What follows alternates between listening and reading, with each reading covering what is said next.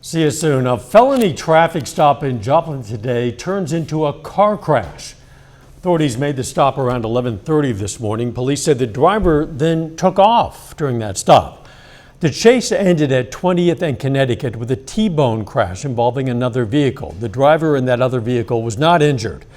The JPD tells KOAM's Shannon Becker 2 people wanted on felony warrants were transported under police guard to an area hospital for non-life-threatening injuries. You can go to KOAMnewsnow.com for more details as they become